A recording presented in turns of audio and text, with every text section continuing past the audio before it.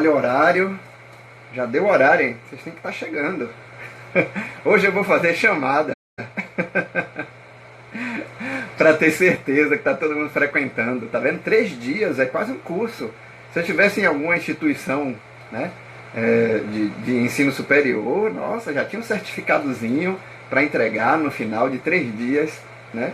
3 domingos de aventura, falando de paleolítico, né? E se divertindo aqui. Então sejam bem-vindas e bem-vindos. Às vezes eu faço isso, quando eu estava dando aula na UFBA, eu fazia essa brincadeira, não é bem brincadeira, tem sua parte de lógica, que eu sempre dava, eu dizia no gênero feminino, né? Vocês sejam bem-vindas, porque eu dizia, não, é pessoas, que aí pode o genérico funcionar tanto para masculino quanto feminino, né? E para a gente deixar, na verdade, situações às vezes de desconforto, quando você fala para as pessoas, muda o gênero ou muda a maneira de você se reportar a elas, né?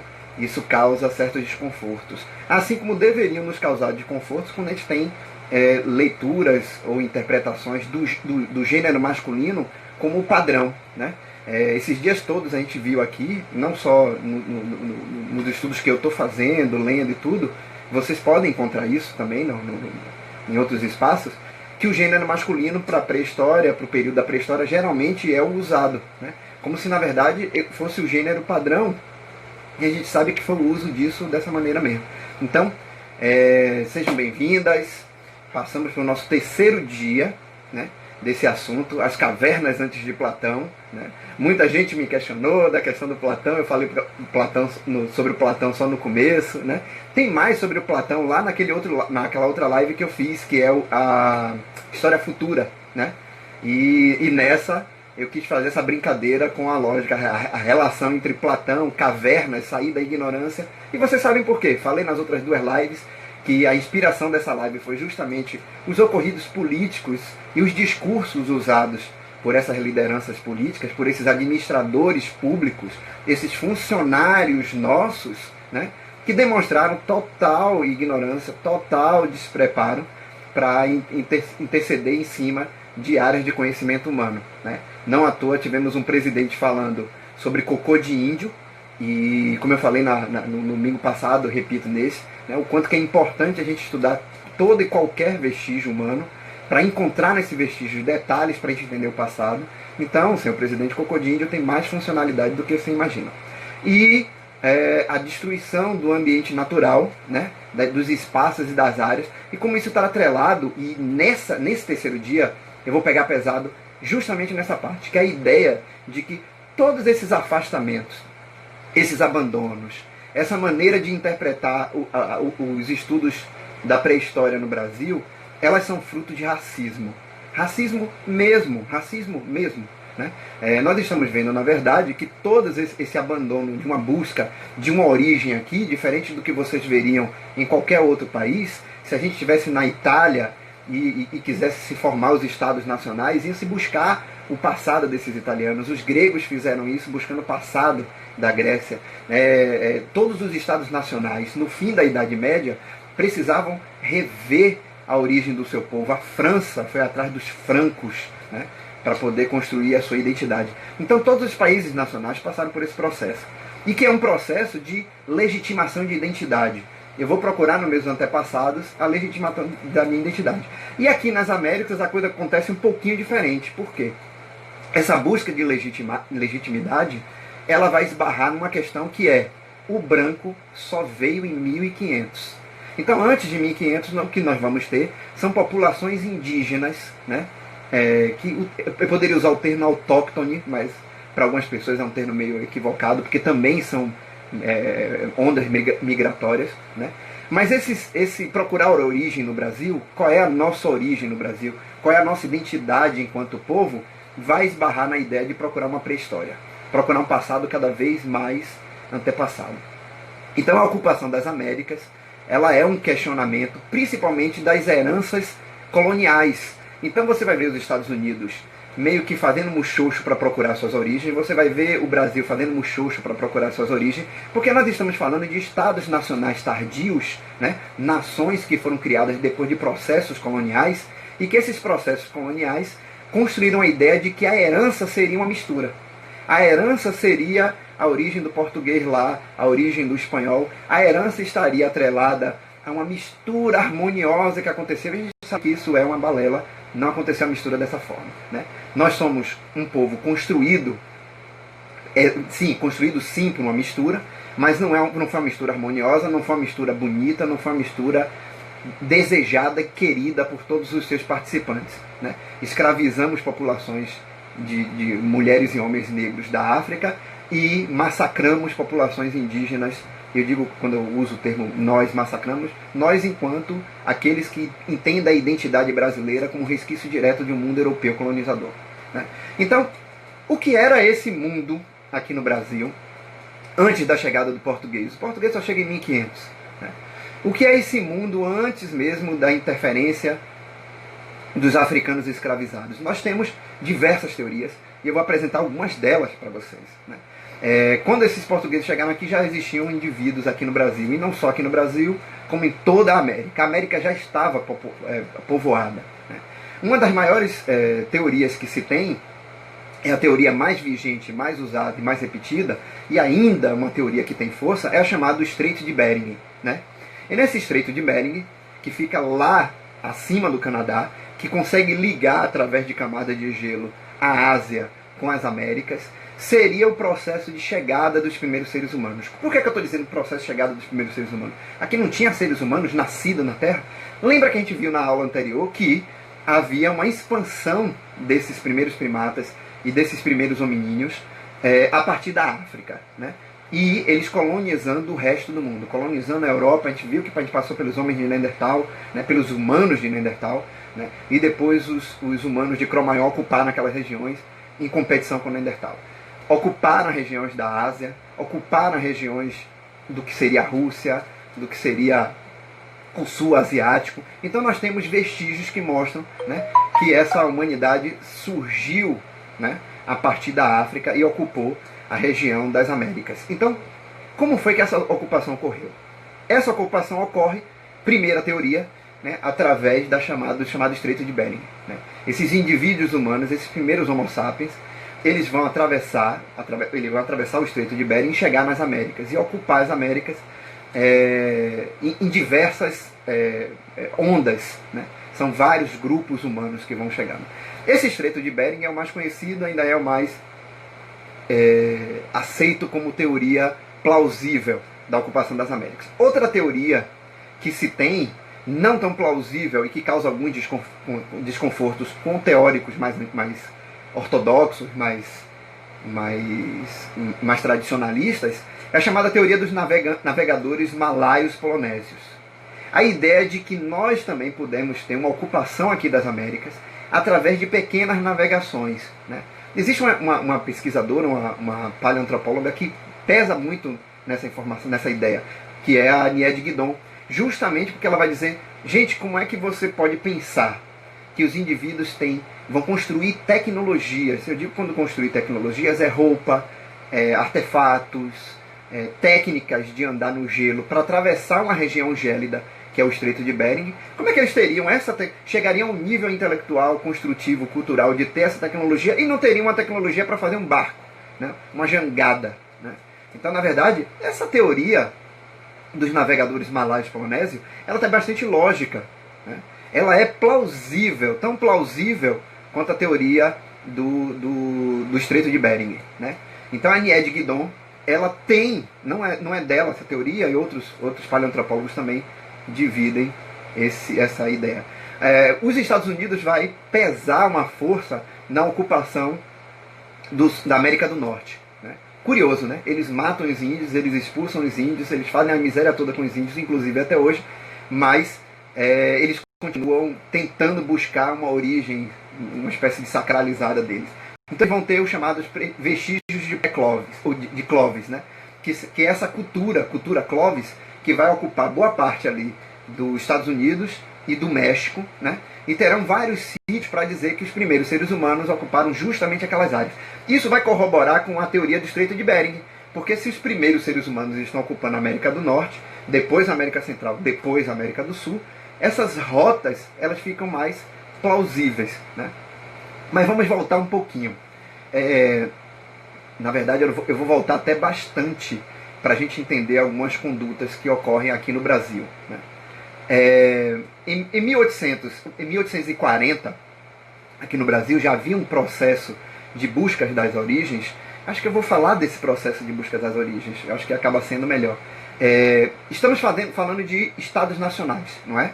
Montando as nações, como os países se montaram, e os países precisam buscar a sua origem mais antiga, né? E aí vamos ter os gregos atrás da Grécia Antiga, os romanos atrás da Roma, essa coisa toda que nós já conhecemos. Japoneses atrás de suas grandes histórias nacionais. O nacionalismo, ele tem essa ideia de construir uma identidade de um povo através da sua origem. Então tem uma tara, né? Uma espécie de tara pela origem. Mas olha que curioso, nós já tivemos isso. Em 1822 o Brasil se torna independente, vai se construir num sentido de nação, né? É uma nação separada de Portugal, é uma nação separada, né, descolonizada, e essa nação ela precisa ser construída, e a identidade de nação. Como é que vai ser feito isso? Temos que dizer que há uma origem aqui, né? Uma origem, eu vou até ser redundante, uma origem original. E como é que a gente vai pensar essa origem original, essa redundância? A gente vai ter que construir o que é ser brasileiro. E talvez essa ideia de identidade brasileira, ela ganha força através desses primeiros indivíduos. Os indivíduos têm que pensar o que eles são, né? E aí esses brasileiros, lá no final do século XVIII, no começo do século XVIII, na verdade, né? Esse país que está nascendo, esse país que já tem o nome de Brasil, a gente tem que lembrar que o Brasil, o termo Brasil, no período colonial, ele era pejorativo. Brasileiro era o termo dado, era uma expressão para negros e índios carregadores de pau-brasil, que arrancavam a madeira, que cortavam a madeira em toras e levavam a madeira para os portos. Aqui em Salvador a gente passou por esse processo. Basta ver, quando você tem ali o elevador Lacerda, não existia o elevador Lacerda no século XVI, né?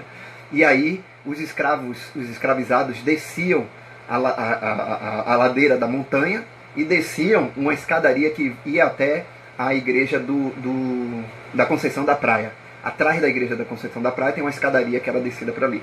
E tinha a ladeira da Preguiça, que tem esse nome justamente por causa disso. Então, brasileiro eram esses indivíduos que carregavam para o Brasil. Era um termo pejorativo. Inclusive era um termo tão pejorativo que Dom Pedro I foi chamado de brasileiro enquanto ofensa pelos portugueses quando ele pensou o processo de separação. Então como é que a gente vai criar essa identidade? A gente precisa construir uma história do Brasil. Os países todos na Europa, no final do século XVIII e início do século XIX, eles estão construindo as suas identidades históricas. E o Brasil precisa construir essa identidade histórica. Acabou de se tornar independente.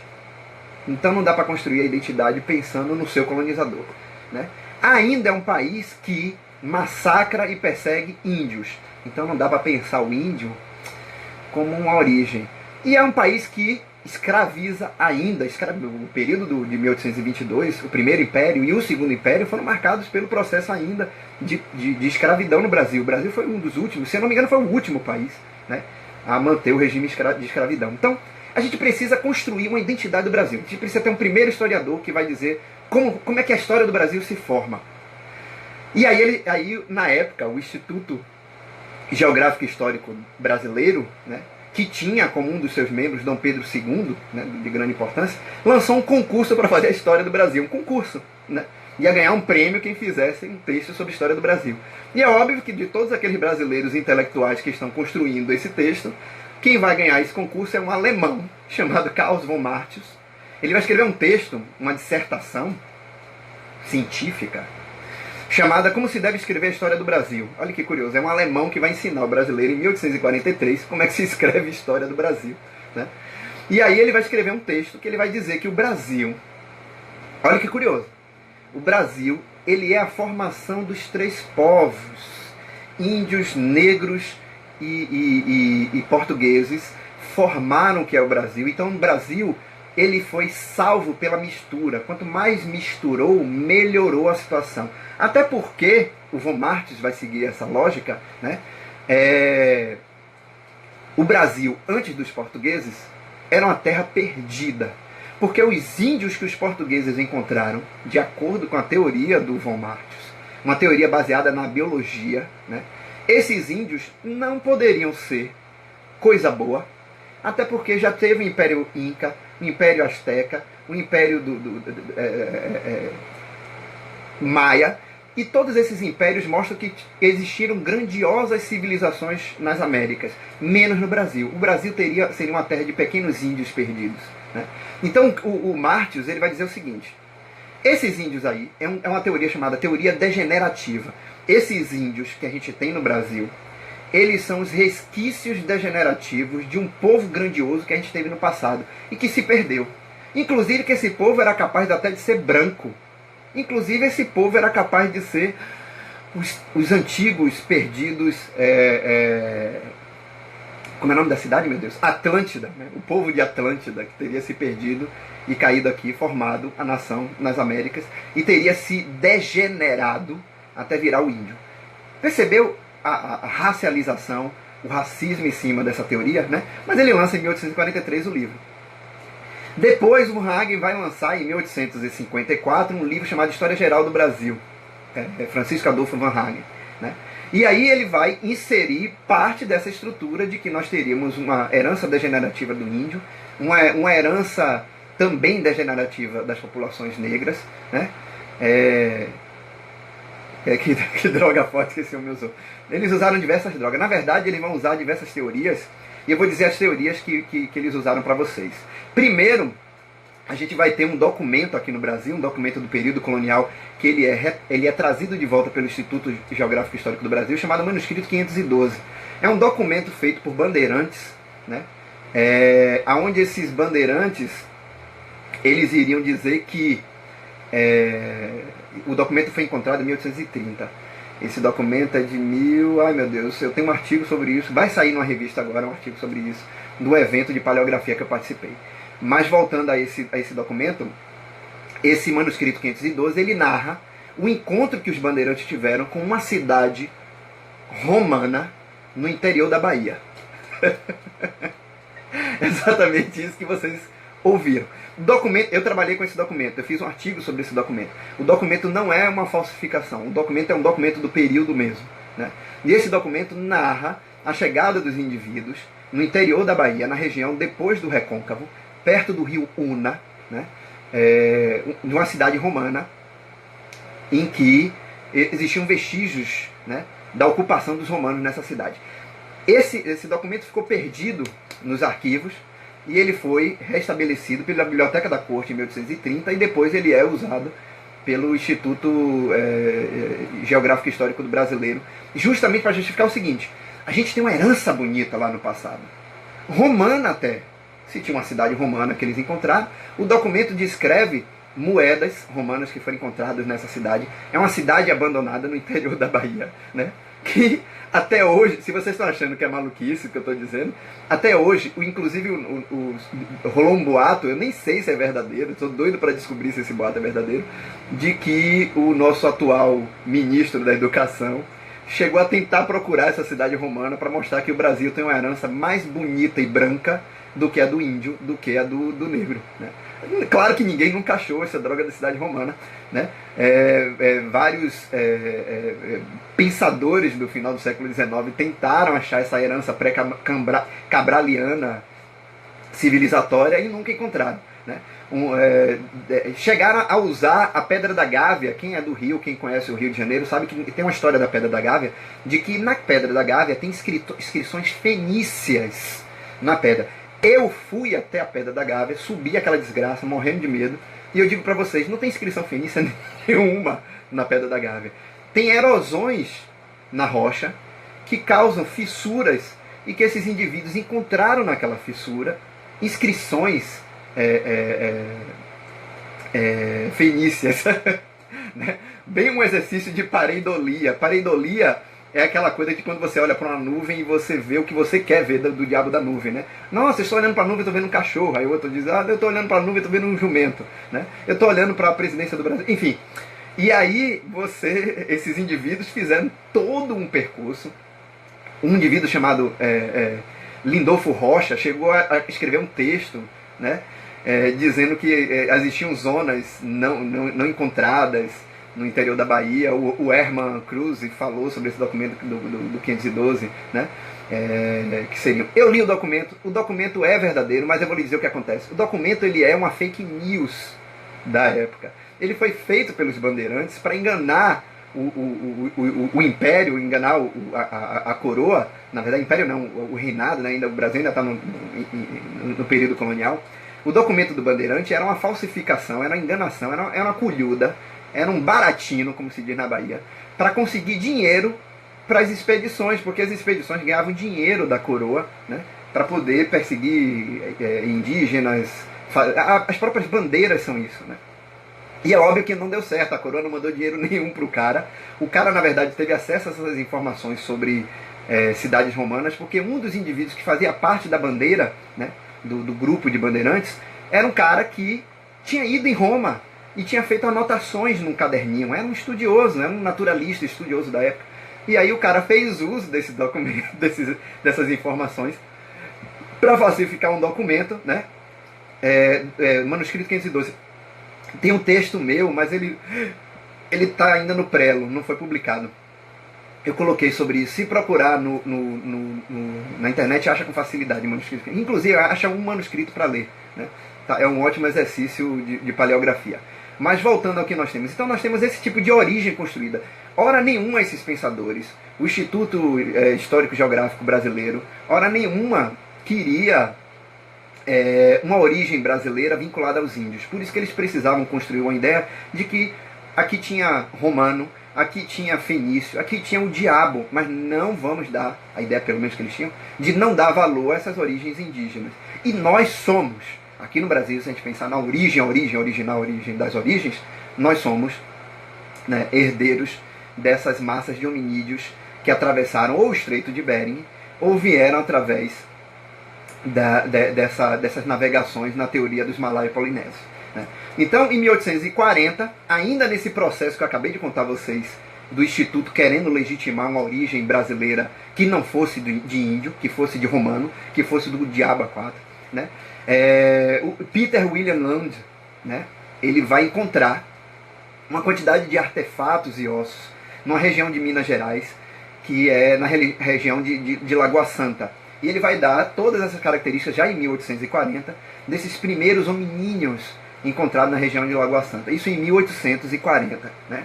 De 1840 até o século XX, até o início do século XX, passamos por um processo muito grande de compreensão de o que é esse passado. E aí vocês lembram do domingo passado, do domingo retrasado também, que a gente viu isso, né? De que os estudiosos lá na Europa, lá no Velho Mundo, estavam pesquisando aqueles ossos, trabalhando com aqueles vestígios, encontrando o homem de Neandertal na região alemã de Neander, né? E aqui no Brasil, a gente tem todo esse processo de entendimento, aí é 1753, é a data do documento, do manuscrito 512, né? Então, passamos por todos esses processos. E aqui no Brasil, até então, até o início do século XX, até a primeira metade do século XX, não havia se encontrado nenhum outro artefato, nenhum outro elemento que justificasse uma antiguidade para a ocupação humana, que não a chamada cultura de Clovis. A cultura de Clovis, ela é datada aproximadamente de 10 mil anos atrás, né? Que seriam esses primeiros vestígios na América do Norte e na região do México, né? Clovis é justamente no Novo México. A gente vai ter duas rupturas ali. A primeira ruptura dessa teoria é uma autora chamada Beltrão, em que ela vai trazer uma ideia do seguinte, de que existem vestígios ali muito mais antigos na região de Minas Gerais, né? Deixa eu ver se eu encontro as anotações que eu estava fazendo. Eu não faço isso sempre não, mas agora eu vou dar uma pescadinha, né? Porque foi a região de Minas Gerais que ela encontrou esses vestígios. Beltrão, ela vai teorizar de que a ocupação, na verdade, nossa, que nós tivemos aqui, ela é muito mais antiga. Cadê, meu Deus? Não é na Saga do Pedra. Não estou encontrando, né? Mas enfim, ela vai encontrar peças, as chamadas instrumentos líticos, peças feitas de pedra, que comprovariam, através de diversos exames e estudos de camada, de que a ocupação aqui teria sido muito anterior a 20 1000 anos atrás. Né? Maria Conceição Beltrão, ela fez parte até do Museu Nacional do Rio de Janeiro. Né? Ela diz que talvez nas Américas, e ela vai dar características de alguns achados, não ossos necessariamente, né? De que aqui a gente teria, por exemplo, espécimes já ocupando as Américas de Homo erectus. Vamos tomar bastante cuidado com isso, porque como não foi encontrado nenhum osso, a gente não tem nenhuma certeza dessa teoria. Mas essa teoria já levanta algumas hipóteses, já nos traz questionamentos sobre as datações e os processos de datações possíveis, né, para essa documentação. E aí a gente tem que lembrar que o Homo erectus estava aqui, estava no mundo, né, em 1,5 milhão até 300 a 400 mil anos. Então imagine que se ela diz que achou isso, né, a quantidade de tempo é muito mais, né, antiga que agora. Né. Obrigado, Benjamin, por botar o link, mas eu acho que o pessoal não consegue clicar no link, o link não fica acessível. De qualquer maneira, logo o evento de paleografia vai publicar o artigo, e aí no artigo eu tenho as datas todas, tem o link do manuscrito, e eu tenho a leitura do manuscrito, eu faço a leitura do passo a passo do manuscrito, né? Inclusive para mostrar que o manuscrito ele é do período mesmo, ele não é uma falsificação recente, né? Mas ele é uma fake news, ele é uma mentira que foi inventada, né? Então, ela vai trazer vestígios de fogo, vai trazer outras coisas que vão ser importantes para a gente repensar essa antiguidade aqui nas Américas. Mas até então nós temos a datação aproximada de 10 mil anos atrás, pelas teorias do homem de Clovis, né, dos seres humanos de Clovis. Mas em 1970 vai vir a porradona que vai mudar as coisas, e todo mundo conhece essa figurinha que aparece em 1970. É uma sapiens sapiens que foi achada, enterrada, vestígios dos seus ossos em uma camada profunda, foi estudada a camada, já fez teste de carbono 14, já fez teste de bioluminescência e radioluminescência, e se descobriu ela, luzia. Na verdade, em 1970, a sua ossatura foi encontrada pela paleoantropóloga Annette Lamy Impere, sei lá como é que chama em francês, né? Quem estiver assistindo isso, seja aqui na live, seja depois no YouTube, vai pegar no meu pé, porque duas coisas que acontecem, vocês podem ver nas lives anteriores. Eu erro data de vez em quando, eu erro tempo, eu sou péssimo com número, né? Mas vocês podem me consertar depois, né? Luzia foi encontrada em 1970, né? E aí já estava teorizado em 1989 a ideia que teríamos duas levas migratórias acontecidas, uma 14 mil anos por alguns indivíduos e a outra 12 mil anos depois por outros tipos de indivíduo. O que é que eu estou querendo dizer de dois tipos de indivíduo? Alguns estudiosos, tanto de Harvard quanto o próprio... ai meu Deus, como é o nome do homem? Esqueci o nome do professor agora. Clovis, não. O Neves, enfim, esqueci o nome do rapaz. Já teorizavam que a gente teria passado por vários processos migratórios e não um só. Né? Não foi uma população homogênea que acompanhou a ocupação das Américas e depois se dissipou. Né? O que teríamos, na verdade, por teoria, e aí vão ter estudos sobre vestígios materiais, estudos sobre ossaturas, e agora, recentemente, o estudo sobre genética em cima desses vestígios. Né? Aí o que nos acontece é que nós já temos em 1989 essa teoria migratória que vai ter, tanto nos estudos de vestígios cranianos nos seres humanos de Lagoa Santa, quanto o próprio vestígio de Luzia, que é feito pelos estudos do Neves. Ai meu Deus, como é o nome do Neves? Deixa eu lembrar o nome do Neves. Rodrigues, não. Walter Neves. Walter Neves é um dos maiores paleoantropólogos aqui, é professor da USP, né? Ele trabalha justamente com vestígios, ele trabalha com anatomia, com o corpo em si. O domingo passado eu usei bastante teorias e estudos do Walter Neves. Né? Perdão, Walter, eu não esqueci seu nome por alguns momentos. Né? Então o Walter ele vai fazer um estudo sobre anatomia, sobre as estruturas físicas de Luzia, e ele vai chegar a uma conclusão de que Luzia teria por descendência traços mais próximos de indivíduos na África e na Oceania. E por conta disso, olha que curioso, na África e na Oceania teriam indivíduos com mais características físicas próximas de Luzia. Né?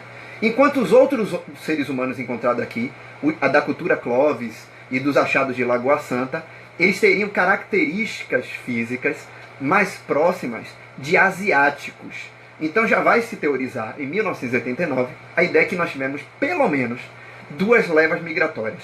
Uma leva migratória de indivíduos negroides, né, desses paleo-índios, como vão ser chamados depois, né, e depois uma leva migratória, em 12 mil anos atrás, desses indivíduos chamados mongoloides. Mongoloides por trazerem traços mongóis, né, traços da região da Mongólia, dos ossos e achados de sapiens sapiens da região da Mongólia. Se a gente pensar desses indivíduos saindo da África, atravessando o Oriente Médio, atravessando a Ásia, pelo Estreito de Bering até chegar às Américas, é uma aventura fantástica, mas não deixa de ser uma grande aventura. Se a gente imaginar que esses indivíduos, antes de chegar nas Américas, passaram pela Oceania, como é que eles fizeram isso sem barco? Né? Então talvez parte da teorização da Nied Guidon tenha muito sentido, né, de que nós teríamos tanta possibilidade de invenção de tecnologias para atravessar regiões gélidas, como o próprio Estreito de Bering, quanto para construir pequenas embarcações, botes de cabotagem, jangadas. Né? A gente sabe que diversas populações humanas, de diversas culturas diferentes, né, elas constroem tipologias diferentes de embarcação. Lembrando que a região ali do Pacífico é muito conhecida, né, pelas suas mudanças climáticas e de rotas, né, marítimas. Então não seria tão absurdo, né, o absurdo da teoria de Clovis é tão absurdo quanto a teoria, né, da teoria de Bering é tão absurda, tem tanto plausibilidade quanto a teoria dos navegadores. Né? Então nós já vamos ter essas duas levas que seriam muito importantes. E que o Walter Neves teria os estudos dele, baseado no crânio de Luzia, para chegar de que ela teria essa herança mais de negroides e não de mongoloides. Né? Mas vamos seguir um pouquinho adiante. Em 2018, a USP e Harvard, no instituto chamado Max Planck, né, eles fizeram um estudo genético sobre os ossos de Luzia, né, sobre o crânio de Luzia. E chegaram à conclusão que Luzia tem todos os traços genéticos, não estou falando mais de fenótipo, não estou falando mais de estudos anatômicos dos ossos, que é do Walter Neves. Né? A Luzia teria não só traços negroides, como também traços mongoloides. E que, na verdade, os estudos genéticos... Lembra que eu falei na aula passada, na aula anterior? E aí, Lucas, eu falei na aula anterior, no domingo anterior, que os estudos genéticos já tinham mostrado que nós temos ainda cargas genéticas, tanto de Cro-Magnon quanto de Neandertal, né? E que a teoria de que houvesse contatos entre esses povos, contatos genéticos, cruzamentos, ela ganha uma certa plausibilidade. Aqui ela vai ganhar outra nova plausibilidade. E a gente vai perceber que, na verdade, não se trata mais só de duas rotas migratórias, mas diversas vezes que populações vindas da Ásia, vindas da África, né, migraram e se espalharam por todo o mundo, em diversas levas diferentes. Né? E aí eu vou chegar numa outra, ainda mais polêmica, teorização. Né? A Nied Guidon, que é uma das grandes paleoantropólogas, ainda hoje trabalha na região da Serra da Capivara. Eu visitei a Serra da Capivara no início desse ano. Né? Fica nas proximidades da cidade de São Raimundo Nonato, do município de São Raimundo Nonato. E hoje lá tem um museu específico chamado Museu do Homem Americano, gigantesco, belíssimo. O museu tem vestígios de hominídeos, o museu tem vestígios de animais da chamada megafauna. Né?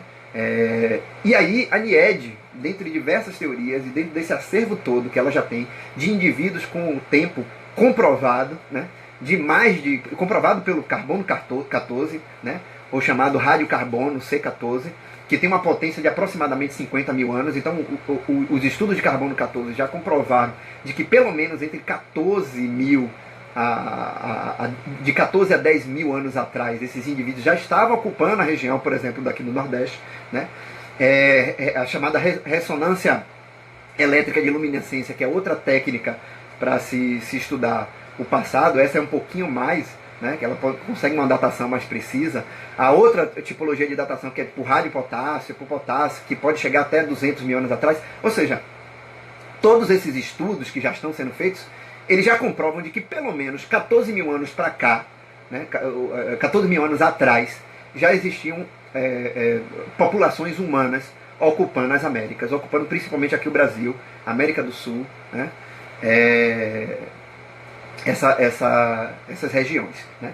Populações essas que já estão construindo coisas, construindo cultura, e construindo cultura concomitante entre tipologias de indivíduos, ou seja, tem um grupo de indivíduos que produz cerâmica junto com indivíduos que não produzem cerâmica. Um grupo de indivíduos que tem agricultura com indivíduos que não têm agricultura. Então cai por terra qualquer interpretação que a gente possa fazer sobre a evolução dos indivíduos através do seu processo de produção material. Né? Essa ideia de que o indivíduo não sabe cultura, ele é catador, caçador, aí em um dado momento ele evolui e vira agricultor, depois de um dado momento ele evolui e vira capitalista. E cai por terra, porque essas teorias, elas pretendem pensar a humanidade de forma escatológica, como se a gente tivesse necessariamente que chegar a um processo de progresso e o progresso ser interpretado dessa forma. Se alguém está querendo entender como é que eu estou interpretando o progresso e a ideia de que progresso ela é invenção, eu vou fazer um merchanzinho agora, vai no meu YouTube, tenho 3 lives que eu fiz lá sobre história futura, para entender a ideia de progresso vinculada ao imaginário sobre o futuro. Mas voltando a nós aqui, na paleoantropologia, então nós temos, na verdade, uma teoria da Nied Guidon muito mais avançada. A primeira teoria dela é de que se tinha gelo naquela região do Estreito de Bering, pode ter gelo, pode ter havido gelo também na região das pequenas ilhotas ali do Oceano Pacífico. Inclusive, para justificar a ocupação, por exemplo, da Oceania. Inclusive, se há tecnologia de navegação para chegar até a Oceania, chegaria até as Américas, pelo sul das Américas, por exemplo. Né? Talvez até esse sul mapeado, cortado por camadas de gelo. Estamos falando de um processo do chamado Pleistoceno, em que a temperatura naquele período era mais fria. Né? Então essas teorias elas podem sim ser validadas, elas só vão ser validadas com uma quantidade grande de estudos. Estudos esse, né, que já estão em trabalhos de campo desde 1973, a Nied Guidon já fazia isso, ela teve achados em 1978. Né? O Eric Boeda já tinha legitimado os estudos dela em 2008. Né? Mas o que é que nos acontece? Vamos agora voltar para o que nos é mais interessante. Eu acabei de dizer que diversos antropólogos, diversos estudiosos já mostraram que nós temos achados de ósseos aqui no Brasil, que a gente já tem peças encontradas, a gente já tem vestígios de fogueira. Nied Guidon sugere que um dos vestígios de fogueira que ela tem é datado através de processos químicos. Né? Já foi datado essas fogueiras de aproximadamente 30 a 50 mil anos atrás, o que seria muito tempo. Né?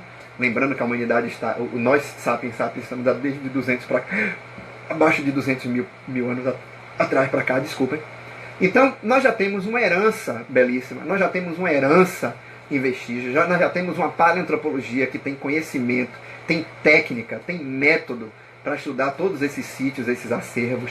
Eu provei isso, acabei provando isso de certa forma, lá na UFBA, quando eu dei a matéria de paleoantropologia. Tudo bem que eu concorria com o horário, era uma matéria que era à noite, tinha 5 alunos, e depois dessa matéria pela tarde tinha 25 alunos. Né? Então as pessoas têm interesse, as pessoas querem conhecer o período paleolítico brasileiro, a antiguidade, a pré-história do Brasil, esses paleoíndios, esses primeiros nativos que ocuparam aqui, em 3, 4, 5 levas, né, 5 jornadas, e a gente pode pensar cada uma dessas, tem teóricos para cada um desses, tem uma bibliografia muito boa.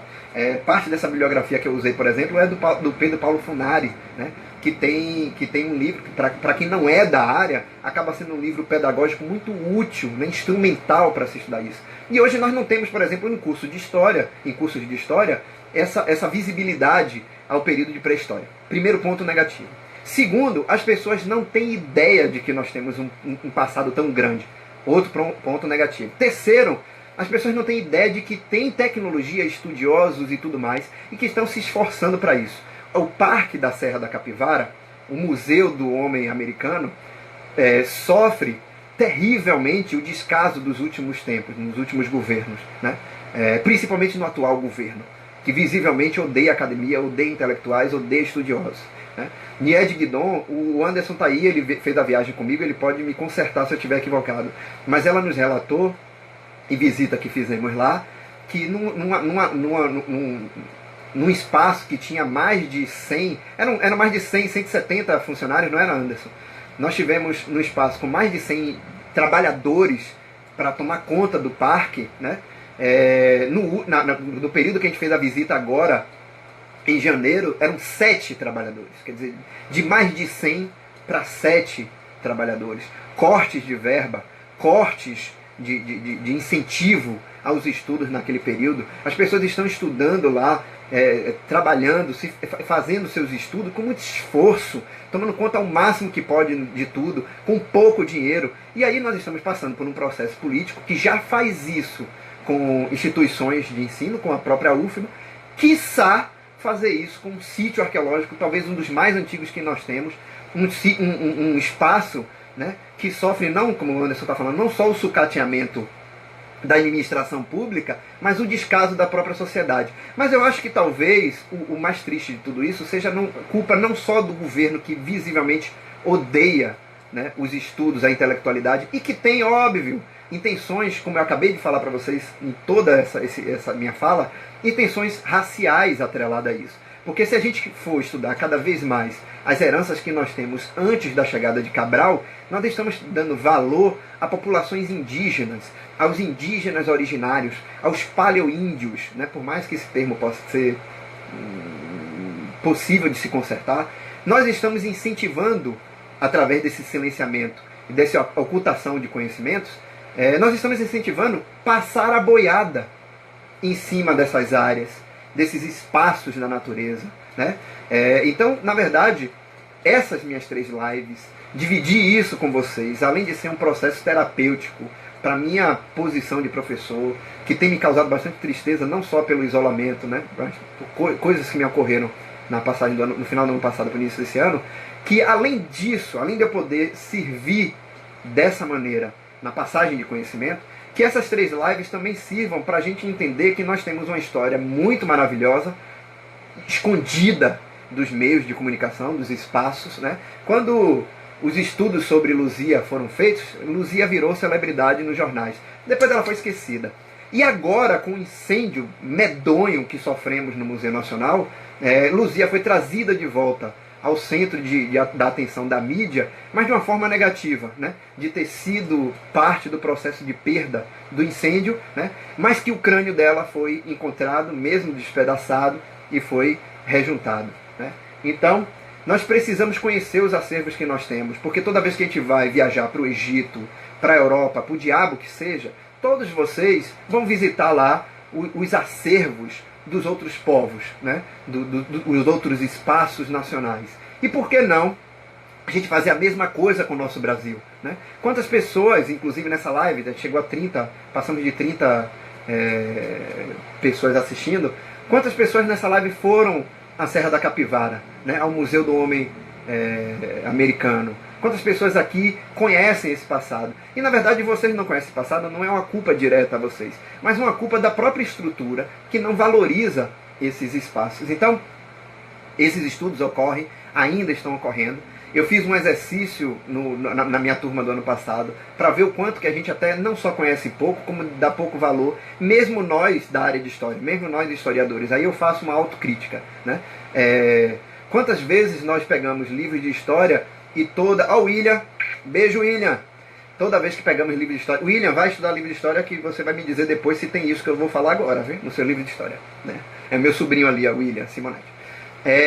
Quantos livros de história nós temos em que as páginas dedicadas à história de Roma, à história de Grécia, à Idade Média, são 10 páginas, 15 páginas, e quando a gente vai estudar sobre o período do Paleolítico, né, nossas origens humanas, essa quantidade de páginas é muito menor, né? Tratada às vezes de forma quase rápida, perdida, né? Quantas vezes nós pensamos essa nossa origem atrelada a uma questão racial, né? Estudar paleoantropologia é uma militância contra o racismo. Estudar paleoantropologia é uma militância contra o que está sendo feito com as populações indígenas hoje. Os índios, e aí é uma fala do Ailton Krenak, que eu acho excelente, os índios ainda estão em guerra desde o século XVI até hoje. Os índios estão lutando pelos seus espaços, estão lutando pela sua sobrevivência, estão lutando pelas doenças que um homem branco traz, e estão lutando pela memória. Quando o presidente fala cocô de índio, né? Fala sobre cocô de índio que pode ter sido achado no acervo, ele está desprezando todo e qualquer vestígio que nós temos, né, sobre essas populações, tanto de Lagoa Santa quanto da região da Amazônia, né? Então, quando fazemos essa intenção nossa, minha, de falar, de vocês, de ouvirem, e talvez de vocês falarem adiante para outras pessoas, do quanto que devemos dar valor a esses espaços de estudo e aos estudos da paleoantropologia. Eu acabei me apaixonando por paleoantropologia. Eu não saí da minha graduação com uma bagagem extraordinária de paleoantropologia. Essa disciplina caiu nas minhas mãos e eu tomei a decisão de estudar no processo. Eu estou estudando até hoje, né? Estudar no processo para entender os estudos de paleoantropologia e passar para as pessoas, por uma questão também de militância intelectual, de militância antirracista, de militância a favor das populações indígenas. Tivemos, né, aqui temos ainda diversos estudos, temos ainda diversos espaços, né, e o conjunto dessas lives que eu fiz foi pensando justamente nisso, e eu espero que tenha valido a pena, né? Para quem tem curiosidade, alguns livros são bastante interessantes. Deixa eu ver o que está ali, meu Deus. Eu não vou levantar porque eu estou sem bermuda, né? Mas vocês podem me pedir depois, eu vou passar para vocês algumas bibliografias. Como eu falei, o Pedro Paulo Funari é o que tem dois livros muito interessantes. Ele tem um livro chamado A Pré-História do Brasil, né? Que traz boa parte do que eu acabei... Ó, Pablo dizendo, Pablo é meu irmão, esse canalha. Só não estudo porque você me ensina. Estamos aqui para isso, né? Estamos aqui para isso. Então tem o Pedro Paulo Funari, tem o Francisco Silva Noelle, né? Tem os próprios artigos da Niede Guidon. Todos esses conhecimentos são acessíveis. Tem estudos diversos sobre isso. E nós podemos chegar a esses estudos e participar desses processos de estudo. Eu inseri um artigo agora num evento que vai acontecer online. Se esse evento acontecer online e ele puder ser aberto ao público, eu torço para que ele... Na verdade, eu nem fui aprovado ainda. Eu torço primeiro para ser aprovado, né, a minha comunicação, e depois, se for aberto ao público, melhor ainda, que aí eu convido logo todo mundo, eu boto logo propaganda. Eu escrevi um artigo falando sobre o quanto que temos preconceitos inseridos nos estudos de paleoantropologia no livro didático. A criança pega o livro didático, e no livro didático, primeiro, que já tem um gênero homem, como se fosse um gênero padrão, homem de Cro-Magnon, homem de Neandertal, homem do Diabo 4, né? Segundo, as crianças pegam a ideia de que a passagem de tempo dentro do espaço dos estudos históricos é menor do que de outros temas, né? Idade Média vai ter mais páginas, o período romano, Grécia, vai ter mais páginas. Não que não sejam importantes, né? Eu nunca sou iconoclasta na ideia de estudos, de conhecimento. A gente tem que conhecer tudo, a gente tem que conhecer essas coisas. Mas, por exemplo, a gente tem que conhecer nossa antiguidade, nosso período paleolítico, justamente porque ele fala de África. Ele fala de um espaço geográfico que vem sofrendo depredação nos últimos séculos, né? Então, valorizar esse espaço já é uma questão étnico-racial de grande importância. Segundo, esses estudos podem nos mostrar também o valor e a grandiosidade das nossas nações originárias indígenas. Eu vou dar um exemplozinho muito corriqueiro e recente, de que as pessoas têm uma ideia, por exemplo, e tinham essa ideia, por exemplo, até o início do século XX, né, de que Jéssica é minha ajudante, ela vai me dizer na data para poder eu saber até onde eu posso ir ou não para me despedir de você certinho. Ela é a minha fiscalizadora, né?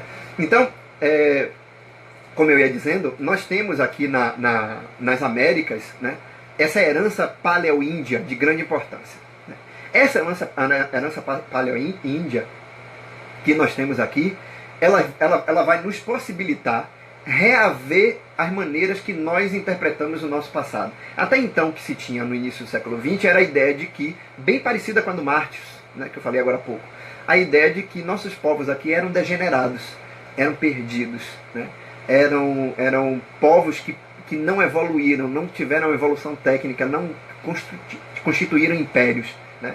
E uma ideia hierarquizada nisso. Lembremos que todos os discursos, eu acabei de escrever também um artigo sobre isso, todos os discursos para justificar o período, a escravidão do africano e do negro brasileiro ainda escravizado no período do século XVIII e século XIX, elas tiveram, né, elas tiveram essa carga neocolonial, racista, de dizer, olha, aqueles africanos nem civilização têm, eles nem produzem isso, nem produzem aquilo, né? Eles não têm um Estado independente. Aqui fizeram a mesma coisa com as populações indígenas, né? Índio não tem Deus, índio não tem lei, índio não tem chefe, né? Como se necessariamente a gente entendesse que essas características, essas construções fossem um progresso, né? Fosse um progresso. Lembremos, por exemplo, que boa parte do conhecimento que nós temos hoje para uso medicinais de plantas ainda é parte de um processo não só das populações indígenas no período do descobrimento e invasão do Brasil, mas no período paleolítico. O tal cocô de índio que o presidente desprestigiou, fez chacota na reunião ministerial, ele pode trazer informações sobre consumo de ervas por populações indígenas, né, para justamente nos dizer o quanto que essas populações já conheciam e trabalhavam a ideia de uso dessas vegetações. A gente tem que lembrar, deixa eu pegar aqui uma pesquinha, a gente tem que lembrar que, por exemplo, aqui no Brasil nós temos processos chamados processos de florestas antropogênicas. O que são florestas antropogênicas? Tudo que vocês estão vendo de vegetação em volta de vocês foi construído pelo ser humano, né? Sabe, como assim foi construído pelo ser humano? Foi construído pelo ser humano. E o ser humano, na ocupação desses territórios, sem a degradação desses territórios, conseguiu migrar elementos, plantas, tubérculos, de regiões para regiões, fizeram trocas entre populações no período paleolítico e neolítico, né? E chegaram até nós, boa parte desse conhecimento. A batata doce mesmo, que vocês comem, é justamente fruto desse processo de troca de materiais. Inclusive, materiais que são, essas ervas que são construídas pelo próprio ser humano. Então, pensemos o quão importante ainda são esses estudos, né? E que na verdade, esses estudos fizeram parte, ano passado, de uma disciplina. Claro que eu estou reduzindo tudo aqui, né? E na disciplina eu poderia passar por processo de análise de outras questões envolvidas. Nós trabalhamos, por exemplo, no ano passado, nessa disciplina, a construção do milho, né? Que o milho não vem pronto, aí ó, o Anderson falando, o milho também não vem pronto. O milho é inventado pelo ser humano através de um processo de seleção genética, né? O milho não existe na natureza. Não existe milho na natureza. Uma hora eu vou fazer uma live só de comida, né? Aí eu falo do milho, falo do arroz e de outros vegetais que foram inventados pelo homem, né? Culturas inventadas pelo homem, processo de ocupação da terra inventado pelo homem. Então, gente, eu espero que vocês tenham gostado dessa live, que tenha sido divertido, né? Não é uma aula formal, mas traz pra gente questões, e eu pensei essas questões justamente sobre a banalização, né, de uma racialização aqui no Brasil. Como o Brasil constrói ainda e permite uma interpretação racial do seu passado através de apagamentos, através de ofuscações, né, desses indivíduos nos seus processos mais antigos. Então pensemos agora toda essa luta, né, que os indígenas passam ainda hoje. Se vocês querem entender um pouquinho mais sobre essa luta, basta assistir, por exemplo, o primeiro episódio de Guerras do Brasil, que está na Netflix. Estou fazendo propaganda, nem dinheiro eu ganho com isso, né? E que tem o Ailton Krenak justamente falando sobre isso, né? E como essas populações lutaram, resistiram contra a ocupação colonial, né? Então temos que reaver essas nossas heranças, esse nosso passado, para entender que ele não foi tão belo, ele não foi tão amistoso, e que as brigas que nós temos ainda hoje dessas populações indígenas, elas são frutos de não discutir, de não se permitir a visibilidade desses espaços, né, de conhecimentos, tanto paleolíticos quanto na antiguidade pré-Cabral, pré-colonização, né, do Brasil. O Brasil é mais antigo do que o seu descobrimento, do que a sua invasão. Beleza? Bem, beijo para todo mundo. Nos vemos em próximas lives. Eu vou fazer a live com Carlos Barros sobre o Deadpool. Se prepare, já estou montando isso. E dia 25 agora, eu não vou esquecer, dia 25 deste mês, eu tenho uma live com o Museu de Arte da Bahia, que é para falar sobre a construção do que é o amor, dos sentimentos e como os indivíduos, né, criaram as relações interpessoais na sua antiguidade. Eu falei disso no Udo Knopf agora, nessa semana que passou, né? Mas eu vou falar no Museu de Arte da Bahia, então acompanhe o perfil do Museu de Arte da Bahia, né? Que eu vou falar sobre as garrafas jogadas ao mar, com cartas e conhecimento que nós temos sobre as relações de sentimento, de amor dos nossos antepassados. Eu vou falar de África, eu vou falar de Egito, eu vou falar de Roma. Então, dia 25 a gente se vê. Já vou fazer uma merchanzinho aqui, né? E essa live, logo eu estou disponibilizando ela no YouTube. Beleza? Beijo, se cuidem. A gente se vê por aí. Isso, o MAB do IPAC, exatamente, né? Beijo. Tchau, tchau.